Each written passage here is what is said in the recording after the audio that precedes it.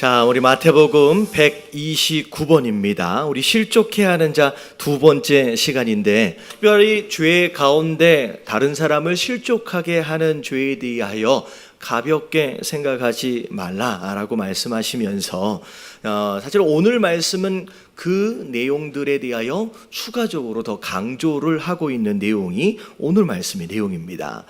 자, 얼마나 그 죄가 무서운지에 대해서 강조하는 대목을 보면 사실 8절과 9절의 설명을 볼 때 굉장히 무시무시해요. 자, 이게 보면 내 손이나 내 발이 너를 범죄하게 하거든 어떻게 해버리래요? 찍어내버리래요. 그리고 심지어 눈이 너를 범죄하게 한다라고 한다면 그 눈마저 어떻게 하래요? 빼내버리래요. 뽑아버리래요. 이 말씀이 굉장히 무시무시한데, 진짜로 여러분들 우리가 이렇게 죄를 지을 때마다 찍어버리고 빼버리면 우리 여기 성도들 가운데 멀쩡한 사람은 하나도 없을 것 같아요. 저부터도 아마 앞도 못 보고 이렇게 그냥 가만히 앉아 있어야 될 것 같습니다. 근데 이 말씀에 대한 해석이 굉장히 중요한데, 진짜로 그냥 빼내버리고 잘라버리라는 그런 내용이 아니라 이런 내용이에요. 마치 빼내야 되는 것처럼, 마치 찍어버려야 할 것처럼 그런 죄를 짓지 않도록 하기 위해서 어떻게 해야 돼요? 우리가 노력해야 할 필요가 있다라고 하는 것에 대한 강조에 대한 내용입니다. 그래서 이 내용과 더불어서 오늘 하나님께서 우리에게 어떤 말씀을 주시는지 세 가지로 우리가 살펴보도록 하겠습니다. 여러분 주보에 나와 있는 내용하고는 조금 순서가 좀 바뀌어 있으니까 참고하시면 좋을 것 같아요. 1번 첫 번째 내용 같이 한번 읽어보도록 하겠습니다. 1번입니다. 시작. 믿음의 결단에는 찍어버리는 결단이 따른다. 자, 오늘 말씀에 나와 있는 것처럼 손과 발을 찍어내버리는 것처럼, 눈을 뽑아버리는 것처럼 우리가 믿음 생활을 함에 있어서 마치 그런 고통까지도 감내해낼 수 있는 여러분 그런 결단이 우리 마음 가운데 필요하다라는 거죠. 그래서 지난주에 우리가 잠깐 살펴봤던 내용처럼 히브리서 12장 4절에 보면 이렇게 말씀하셨어요. 다 같이 시작. 너희의 죄와 싸우되 아직 피 흘리기까지는 다양하지 아니하고. 자, 뭐 하기까지 싸워보래요? 피 흘리기까지 한번 싸워보라. 그런 결단의 마음, 그런 각오들이 우리 안에 있어야 한다라고 이제 하나님 말씀하고 계시는 겁니다. 자, 우리가 성도 되어짐에 있어서 특별히 거룩한 삶을 살아가려고 할 때 우리가 끊어내야 할 일들이 상당히 많아요. 특별히 제가 우상에 대해서 여러 가지로 설명을 드린 적이 있는데, 우리가 절에 가서 비나이다를 한다고 하지 않는다고 우상 숭배를 전혀 하고 있지 않느냐. 여러분 우상에 대한 정의를 잘 내려볼 필요가 있습니다. 여러분 우상이 뭐예요? 우상. 제가 세 가지로 말씀드린 적이 있는데, 내가 하나님보다 더 사랑하는 것이 있으면 그게 우상이에요. 그리고 내가 하나님보다 더 중요하게 생각하는 것이 있으면 여러분 그게 우상이고요. 내가 하나님보다 더 의지하고 있는 것들이 있다라고 한다면 그게 우상이 되어지는 거예요. 근데 우리가 거룩한 성도의 삶을 살아가려고 할 때 마치 손과 발을 찍어내버리는 것처럼 우리 안에 무의식중에 들어와 있는 이 우상들을 뭐 하는 결단이 필요하느냐? 이걸 끊어내는 결단들이 필요하다는 거예요. 내가 사랑하는 거 하나님보다 그게 물질이 되었든 그게 사람이 되었든 그게 무엇이 되었든 여러분 우리 안에 이걸 끊어내려 하는 결단이 없다라고 한다면 여러분 항상 하나님을 믿는다 하면서 항상 뭐를 붙잡고 있는 모습과 같냐면 우상을 붙잡고 있는 모습과 같다는 거예요. 근데 우리가 이게 잘 알아야 되는 게 뭐냐면 이스라엘 민족들이 마지막에 멸망을 당할 때의 모습을 보면 이스라엘 민족들이 하나님께 예배를 전혀 드리지 않았던 것이 아니었어요. 성전의 모습을 설명하는 내용들을 보면 제단이 있었는데, 하나님께 드려지는 제단이 있었는데 그 제단 옆에 무엇도 함께 있었다? 우상도 함께 있었다는 거예요. 그래서 이스라엘 백성들이 하나님께 예배하면서 또 뭘 섬겼대요? 우상을 섬겼대요. 근데 하나님은 하나님과 더불어 우상을 섬기는 모습을 보면서 그걸 예배라고 말씀하시지 않는 거예요. 그냥 너희들은 뭘 섬겼다? 그냥 우상을 섬긴 걸로 하나님은 간주하셨다는 거예요. 그래서 우리가 하나님을 예배하고 있으면서 우상을 버리지 않고 그 무엇인가를 붙잡고 있다라고 한다면 여러분, 하나님은 두 개를 섬긴 걸로 여기시는 게 아니라 뭘 섬긴 걸로? 우상을 섬긴 걸로 여기신다는 거예요. 그래서 우리가 진짜 신앙생활을 하려 할 때 내 안에 들어와 있는 뭘 버려야 돼요? 우상들을 끊어내고 버려야 하는 결단들이 우리 안에 있어야 된다라고 하는 거예요. 여러분, 이게 신앙생활의 모습이다라는 거 여러분 깨달아지시길 주님의 이름으로 축원합니다. 그래서 옆에 계신 분들에게 한번 인사 좀 해주세요. 버려야 한답니다. 제발. 예. 이게 버려야 돼요. 내 하나님보다 더 뭐하는 거, 사랑하는 거, 더 중요하게 생각하는 거, 더 의지하는 거, 그것이 무엇이든 간에 여러분 버리는 게 중요합니다. 그래서 자 보면 정말 우리가 거룩해지기 위하여 여러 가지 노력들이 있는데, 자 데살로니가전서 5장 21절부터 22절까지의 말씀을 보면 우리 같이 한번 읽어볼게요. 시작. 범사에 헤아려 좋은 것을 취하고 악은 어떤 모양이라도 버리라. 여러분, 이 말씀을 읽으면 무엇이 생각이 나냐면 우리 아까 지금 광고 때 우리 돌 맞은 아이가 있었잖아요. 우리 교회에는 아이들이 굉장히 많아요. 막 태어나는 아이들도 많고. 근데 여러분, 아이를 뵌 어머니가 이 아이가 건강하고 잘 태어나도록 하기 위해서 뭘 해요? 뱃속에 있는데 태교를 하잖아요. 근데 태교가 뭐예요? 가능하면 좋은 걸 보려고 애를 쓰는 거예요.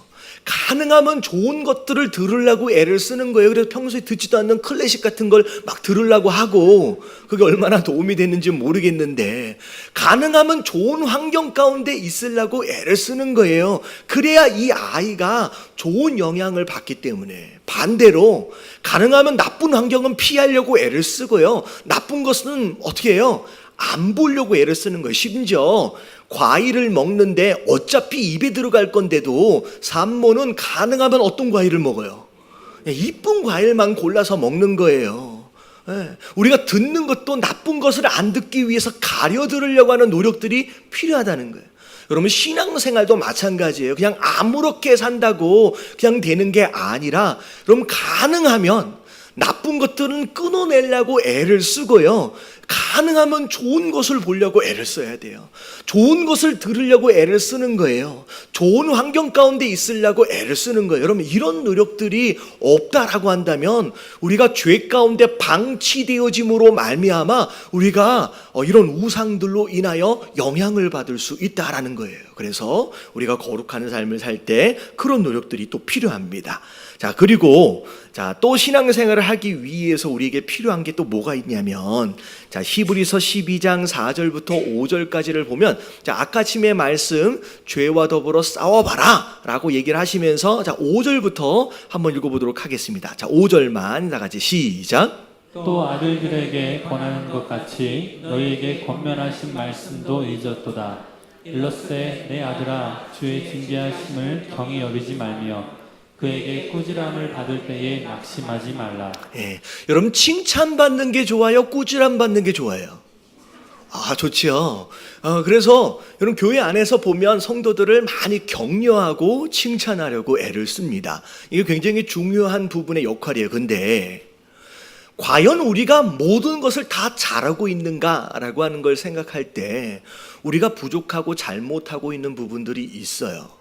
근데 잘못하고 있는 부분들이 있을 경우에 거기다 대놓고 너무 잘해요 라고 얘기하는 게 맞아요? 틀려요?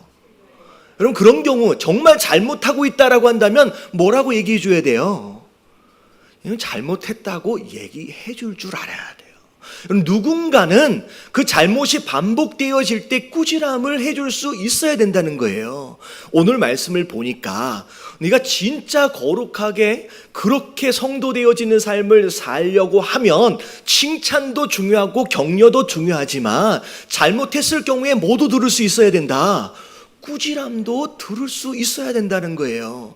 여러분, 이 말을 들을 수 있는 성도가 되어지시길 주님의 이름으로 축원합니다. 내가 꾸지람을 들었을 때 그 꾸지람이 하나님 말씀으로 들려지는 순간 여러분 그때 성숙한 성도예요. 꾸지람을 딱 들었을 때 왜 나한테 이런 얘기해? 하고 확 속상해져. 여러분 이거는 아직 내가 뭐하지 못한 거예요. 여러분 성숙하지 못한 거예요. 여러분 우리가 잘 알아야 될 게 뭐냐면 여러분 물이 되어진 성도, 여러분 성도는 절대 꾸짖지 않아요. 여러분 제자가 되어질 때 그제야 꾸짖을 수 있습니다. 그리고 여러분 남의 자식은 절대 꾸짖지 않아요. 누구기 때문에 꾸짖는 거예요? 내 자식이기 때문에 꾸짖는 거예요. 그래서 자 6절을 보면 이렇게 말씀하고 계세요. 같이 한번 읽어볼게요. 시작. 주께서 그 사랑하시는 자를 징계하시고 그가 받아들이시는 아들마다 채찍질하심이라. 네, 정말로 사랑하기 때문에 아들이기 때문에 꾸짖는 거예요. 채찍을 대는 거예요. 여러분 이게 하나님이 우리에게 허락하신 진짜 사랑의 표현인 줄로 믿습니다. 여러분 우리가 이걸 잘 알아야 될 게 뭐냐면 이런 거예요. 제가 어렸을 때 저희 이제 아버지가 목사님이셨는데 원래 군인 출신이셨어요. 군인이시다가 이제 목사님이 되셨는데 아무래도 군인이셨을 때의 그 분위기가 그대로 이제 영향을 받아서 조금 이제 무서우셨습니다. 근데 이제 제가 그렇게 어렸을 때 저희 어머니한테 물어보니까 그렇게 나쁜 아들은 아니었던 것 같아요. 근데 제가 아버지한테 기억에 대학생 때까지 맞았어요. 대학생 때까지.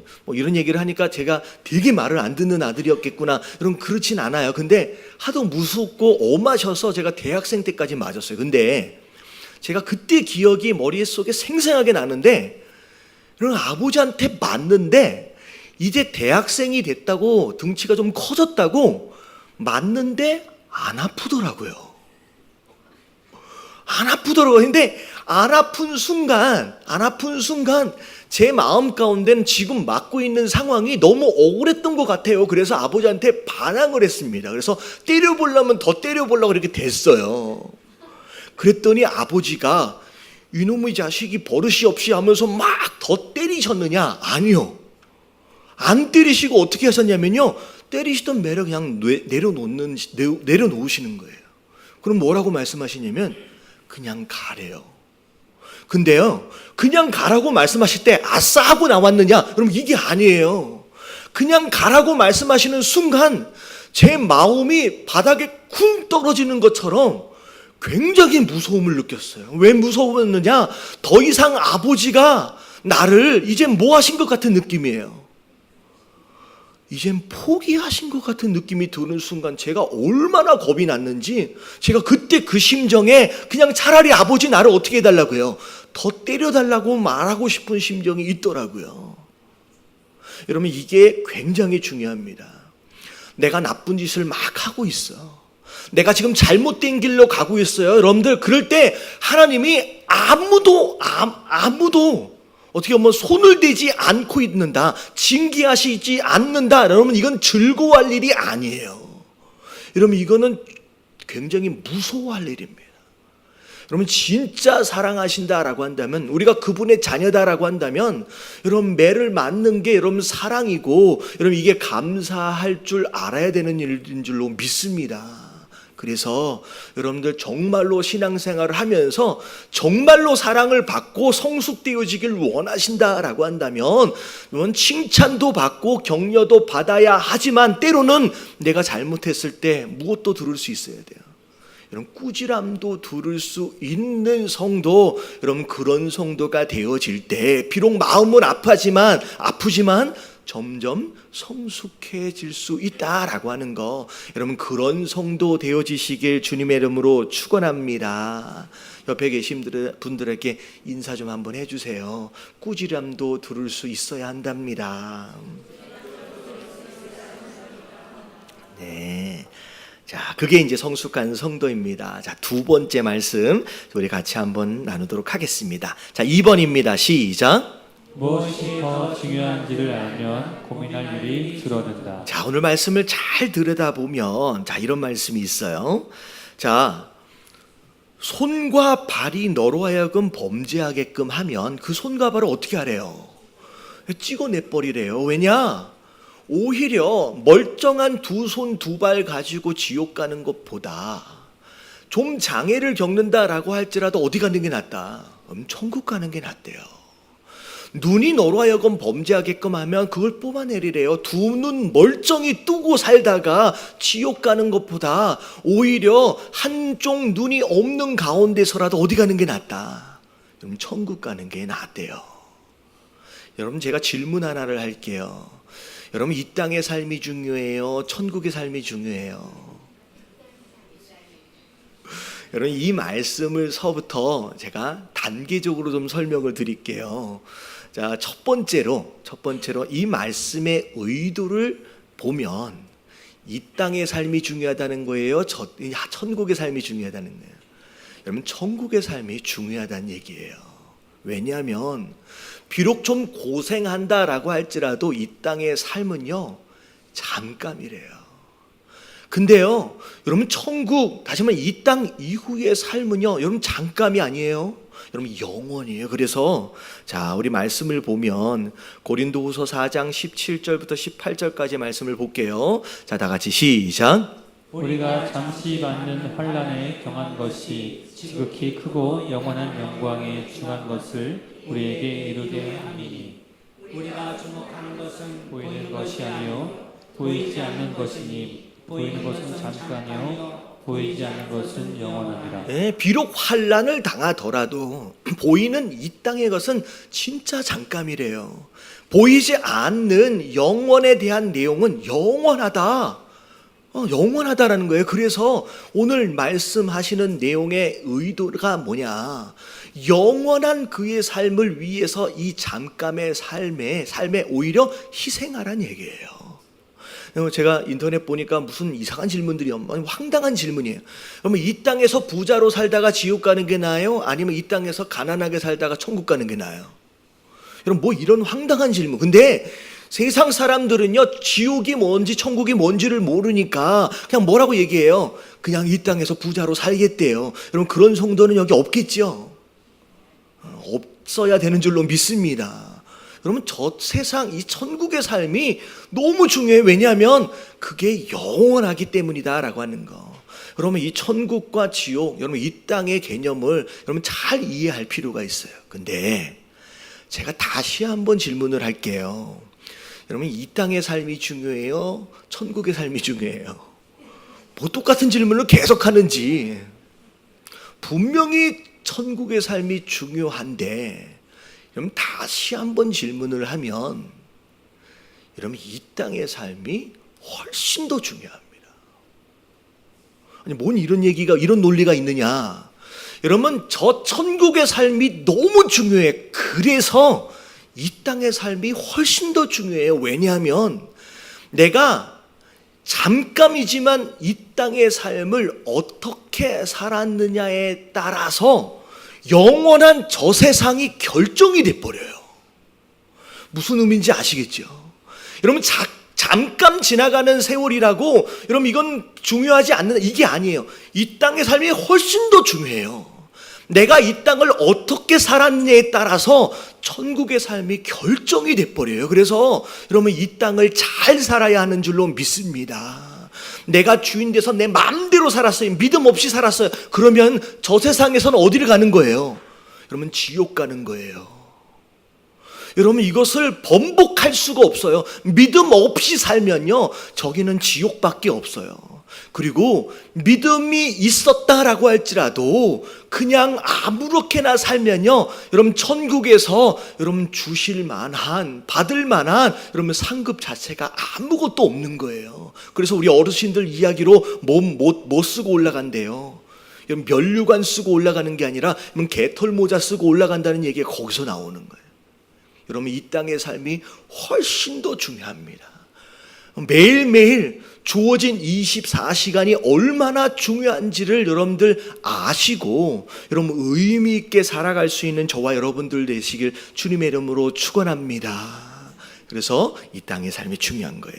자, 마지막 세 번째입니다. 자, 다 같이 한번 읽어볼게요. 시작. 무엇이든지 누구든지 주인을 잘 만나야 한다. 자, 오늘 말씀을 다시 한번 자세히 들여다보면 참 신기한 게 있어요. 자, 만일 손과 발이 너를 범죄하게 하거든 찍어버리래요. 그리고 눈이 너를 범죄하게 하거든 빼버리래요. 근데 여러분 이 말을 잘 보세요. 여러분 손과 발이 여러분 우리를 범죄하게 만듭니까? 아니면 내가 손과 발에게 범죄하게 만듭니까? 여러분 이게 이해가 되세요? 여러분 손하고 발은 우리를 범죄하게 만드는 게 아니에요.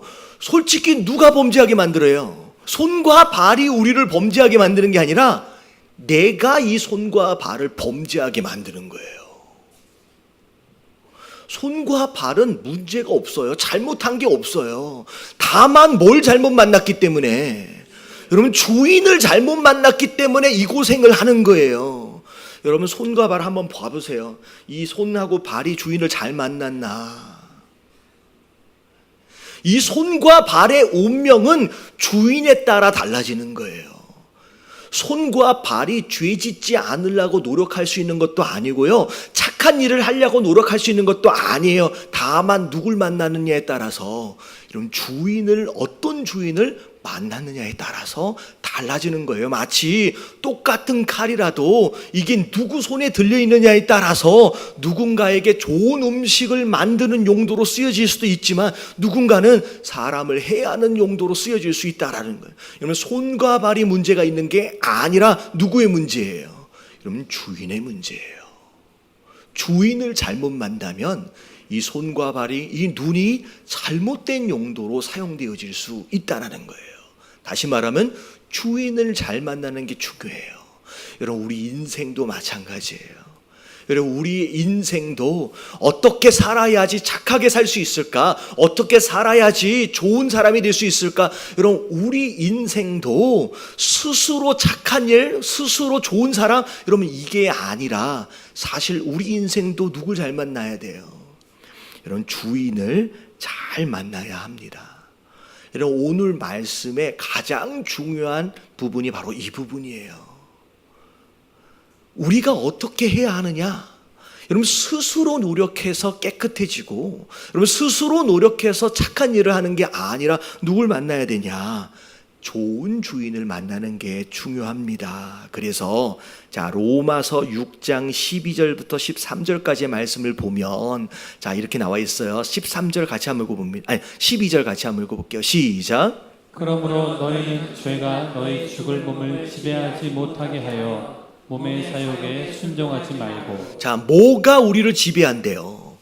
죄가 우리를 지배한대요. 다시 말하면 어떤 인생들은 누가 주인이에요? 죄가 주인이에요. 죄가 주인 되어진 사람은 그 죄가 우리의 몸을 막 다스리기 시작하는 거예요. 그래서 13절에 보면 또한 너희 지체를 불의의 무기로 죄에게 내어주지 말라.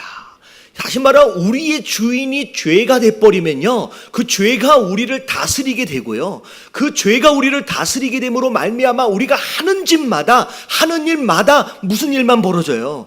불의의 무기로 쓰임받는 일들이 벌어진다는 거예요. 여러분 이게 주인을 잘못 만났을 때 이런 일이 벌어지는 거예요. 그래서 하나님은 뭐라고 말씀하시냐? 자 오직 너희 자신을 죽은 자 가운데서 다시 살아난 자 같이, 죽은 자 가운데서 다시 살아난 자가 누구예요? 여러분 예수님이에요. 다시 말하면 너희 자신을 예수님처럼 누구에게 드리라?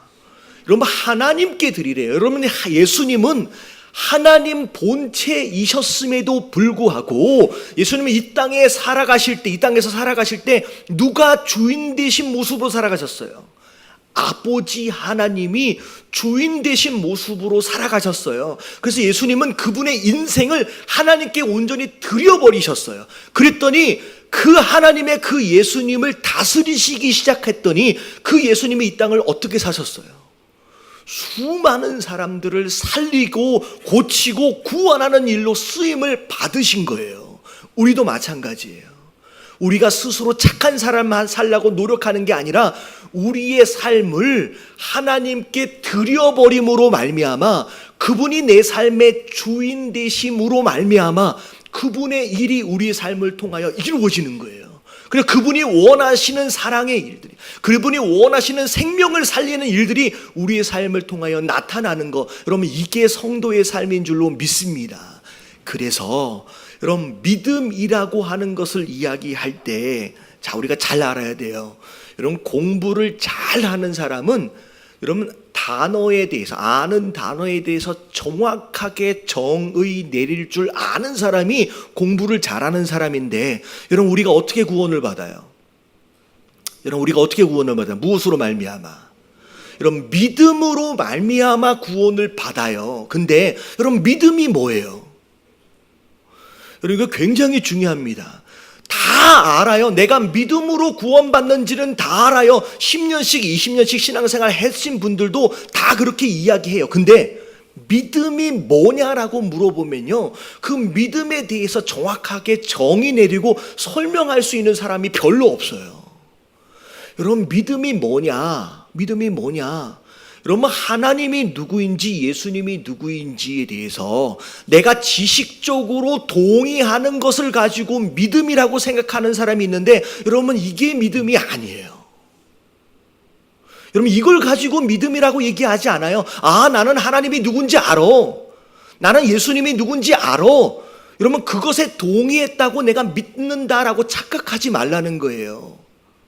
자, 귀신이 여러분 하나님이 이 세상을 창조하신지 압니까 모릅니까? 이렇게 기가 죽으셔가지고 제가 너무 열을 올리니까 이거 기가 죽는 것 같아요. 자, 다시 한번 질문할게요. 이게 귀신이 하나님이 창조하신 줄을 알아요 몰라요? 알아요. 예수님이 구원자인지 메시아인지를 귀신이 알아요 몰라요? 알아요. 근데 귀신이 구원을 받아요? 헷갈리죠? 귀신 구원을 못 받아요. 왜 얘는 다 아는데 왜 구원을 못 받느냐? 그럼 나는 창조하신 하나님, 구원하신 예수님을 내가 아는 것과 믿는 것, 그리고 귀신이 아는 것과 뭐가 다르냐? 여러분 이게 굉장히 중요한 개념이에요. 여러분 믿음은 하나님에 대하여 지식적으로 동의하는 것을 이야기하는 게 아니에요. 여러분 믿음이 뭔지에 대해서 굉장히 정확하게 설명하고 있는 성경 구절이 요한복음 1장 12절이에요. 같이 한번 읽어볼게요. 자, 다 같이 시작. 영접하는 자 곧 그 이름을 믿는 자들에게는 하나님의 자녀가 되는 권세를 주셨으니. 자, 영접하는 자라고 시작해요. 그리고 나서 곧이라고 나와요. 여러분 곧은 그 앞에 나오는 내용과 그 뒤에 나오는 내용이 같다라는 표현입니다. 근데 그 뒤에 뭐라고 나와요? 그 이름을 믿는 자들에게는. 다시 말하면 예수님의 이름을 믿는다라고 하는 게 뭐예요? 여러분 지식적으로 동의하는 게 아니에요. 뭐 하는 자예요? 영접하는 거예요. 여러분 영접하는 게 믿음이에요. 내 안에 예수님이 주인으로 들어오시는 것, 여러분 그게 믿음이에요. 여러분 깨달아지시길 주님의 이름으로 축원합니다. 그래서 귀신은 아무리 많은 것을 알아도 구원이 없는 이유는 이 귀신 안에 하나님이 들어오실 수 있는 게 아니잖아요. 영접한 게 아니에요. 우리도 마찬가지예요. 아무리 많은 걸 알아도요, 여러분 구원과는 상관이 없는 지식들이 있어요. 여러분 그런 지식으로 우리가 구원을 받는 게 아니라 진짜 믿음, 예수님을 내 삶의 주인으로 영접한 자, 여러분 그 믿음을 가지시게 되길 주님의 이름으로 축원합니다. 여러분 이게 중요한 거예요. 자, 왜 이게 중요하느냐? 손과 발이 스스로 착한 일을 할 수 있는 게 아니라, 자, 누가 하는 거예요? 이 손과 발에 주인의 의도를 따라서 이 손과 발이 착한 일을 하는 거예요. 다시 말하면 손과 발은 뭘 잘 만나야 돼요? 주인을 잘 만나요. 우리 인생도 여러분 주인만 잘 만나면요, 그 다음부터 모든 게 해결이 되는 거예요. 우리가 스스로 착한 사람 되려고, 선한 일을 하려고, 상처 주는 일들 안 하려고 노력하는 게 아니라 첫 첫 번째 신앙의 단추인 예수 그리스도가 주인 되심으로 들어오는 거예요. 그러면 내 안에 들어오신 예수 그리스도께서 주인 되어 주셔서 그분이 내 삶을 다스리시기 시작하는 거예요. 다스리면 뭐가 된대요? 우리가 의의 무기가 되는 것처럼 그분이 우리의 삶을 청소하시고 우리의 망가진 부분들을 보수하시고 고치시고 우리를 새롭게 하시는 줄로 믿습니다.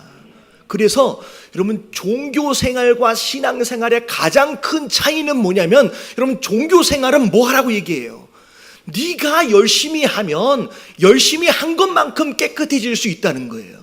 네가 노력하면 노력한 것만큼 거룩해질 수 있다는 거예요. 근데 이 성경은, 여러분, 신앙생활은 그렇게 이야기하고 있지 않아요. 네가 노력한다고 되는 일이 아니다. 누가 하시는 일이냐? 네 안에 계신 주인 되신 예수 그리스도께서 너를 용서하시고 너를 새롭게 하시고 너를 깨끗하게 하실 것이다 라고 말씀하시는 거예요. 여러분, 주인을 바꾸시게 되길 주님의 이름으로 축원합니다. 여러분, 주인이 바뀌는 게 중요해요. 그래서 여러분, 이게 우리 예담교회잖아요. 무슨 뜻이에요? 무슨 뜻이에요? 크게 다 같이 시작. 여러분, 원래 행복한이라고 하는 단어가 없었어요. 그냥 예수님을 닮아가는 사람들이었어요. 근데 제가 이걸 묵상하다 보니까 이런 마음이 들더라고요. 예수님을 닮아가는 게 쉬워요, 어려워요? 여러분, 쉽다고 얘기할 수 있는 사람이 어디 있어요?